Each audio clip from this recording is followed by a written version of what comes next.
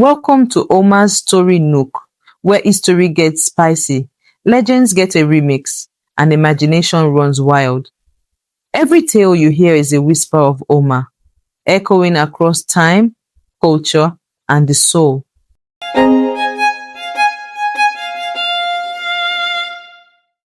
This is not a tale of kingdoms won, but of hearts lost between kingdoms. She was born behind crimson silk curtains, the third daughter of the Son of Heaven, a living blossom in the garden of the Forbidden City. He was shaped by steel and silence, a warrior forged in discipline, sworn to the code of Bushido and loyal to the shadows of a shogun. She spoke in poems. He answered in breathless stillness. They came from different worlds divided by ocean, language, and empire.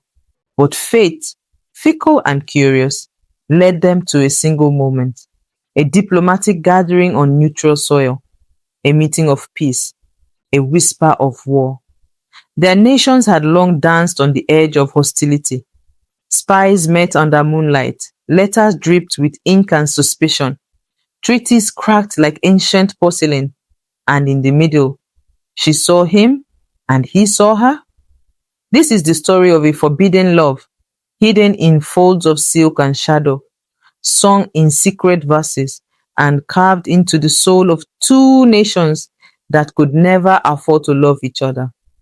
This is the story of the Chinese imperial princess and the Japanese samurai, a love as delicate as a cherry blossom and just as fleeting. She was raised behind carved jade doors in the east wing of the Forbidden City, a realm of silence and ceremony where shadows moved with purpose and the air itself seemed to bow to her presence. Her name was Yueling, moon spirit, chosen not for prophecy but for poetry.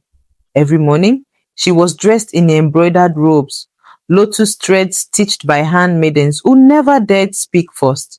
She learned to write verses with ink ground from pearls, to arrange peonies by rank and meaning, to pour tea as if conducting an orchestra in miniature.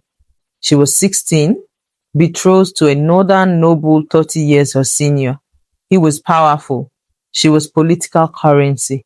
Her fate was arranged, sealed with wax, signed in shadows, because her heart did not belong to her.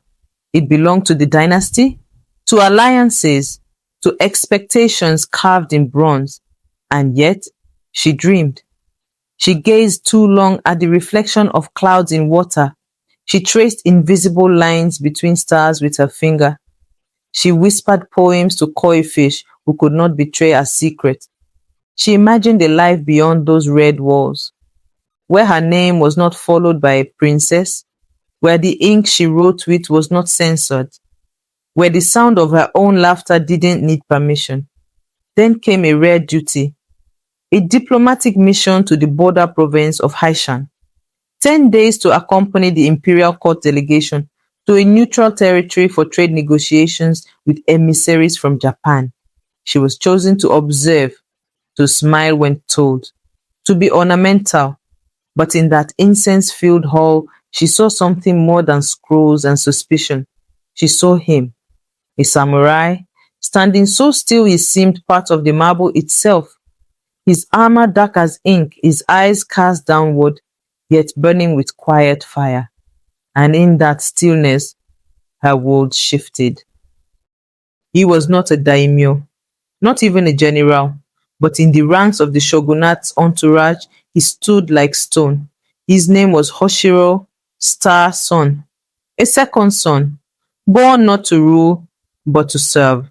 He was trained in the mountains of Kyushu, raised by monks and swordmasters. He could split an arrow at full gallop, yet silence his breast to hear the falling of ash. The emotion he had been taught was an opening, an enemy. And yet, when he first saw her, he forgot. She entered the hall trailing a scent of white plum blossoms, a scroll of elegance tucked in her sleeve. Her steps whispered across stone. He looked up once, and in that glance forgot every lesson of detachment. They met again by accident, if fate can be accidental, under lanterns swaying in spring wind. She wore sky-colored silk. He bowed deeper than protocol demanded. She smiled with a softness rare in court. He offered her a paper crane, folded from the menu of the night's banquet. She accepted without words and slipped him a scroll in return.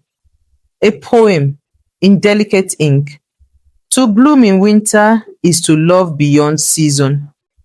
He read it thrice, then folded it and placed it beneath his breastplate, close to the one place he had never guarded. No promises, no titles, no spoken names, but every glance became a conversation, every moment a memory forged in quiet fire. And though they never touched hands, they wove a world of shared silence where love bloomed without permission. But peace, like all flowers, was never meant to last the season. Talks fractured, accusations flew. A single insult, recorded, denied, repeated, was all it took to reopen ancient wounds. The truth shattered like a teacup on stone. Yueling was summoned back to the capital, a sudden disappearance now considered suspect. Her every gaze during negotiations now viewed through paranoid eyes. Hoshiro was recalled to Kyoto, but not for praise. He was dispatched to the northern front. His orders were sealed with blood. His blade was blessed for war. They met one final time, in secret, at a forgotten shrine on the edge of both nations, a place where only monks prayed and memories listened. He arrived soaked from rain. She was already kneeling. No guards, no attendants, only wind and regret. She held the crane he had folded. He could not meet her eyes. Run with me, she whispered. Let history forget us. If only we can remember each other. But Hoshiro was silent, not because he didn't love her, but because he loved her too deeply to condemn her to exile. Then wait for me, he said. When the snow melts, I will find you. But they both knew. Some love stories don't wait for spring. They bloom once, then fall like petals. He turned and vanished into fog. She remained frozen in prayer. The cherry trees at the shrine never bloomed again, but not to the garden she remembered. She was no longer the beloved daughter. Her quiet resistance had made noise. She refused the arranged marriage. She refused explanations. They didn't imprison her in stone. They caged her in luxury. Silk walls, servants too afraid to speak, painted ceilings she never looked at. She was moved to the summer palace, a place too beautiful to feel like punishment, yet too lonely to feel like home. Her letters were burned before they could be read. Even her poetry, once celebrated, was seized. Too dangerous, too emotional, too free. And yet, once a year, on the anniversary of their meeting, she released a paper crane into the stream behind her chamber. Each fold remembered his breath, each crease a memory of the shrine, each wind a wish for a world that never was. She whispered his name into the bamboo wind, softly, like prayer, like poetry no one else would understand. And across the sea, in some nameless forest or forgotten temple, a warrior sat in stillness, watching the sky. Some say he became a monk, some say he vanished in battle, but she believed he waited too. The war ended, but peace came without joy. Yueling never married. She became a recluse, a ghost wrapped in honor. They called her eccentric, melancholic. They never called her free, but every spring she would rise before dawn and walk barefoot to the garden, to the oldest cherry tree. There she sat, alone, waiting. No one disturbed her. Even emperors respected heartbreak older than their crowns. And in Japan, stories were told of a samurai who vanished before his final battle, who left behind only a haiku. Cherry blossoms fall. I will wait beyond the wall for the wind to speak. No scroll remembers them. No monument marks their love, but the petals do. Every spring, when blossoms fall too perfectly, villagers bow their heads and whisper, she loved him still.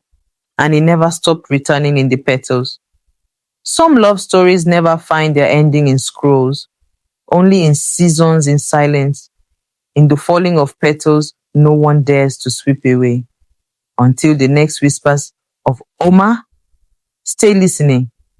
Chinese imperial princess and the Japanese samurai, a petal fallen between empires, where love bled between duty and destiny.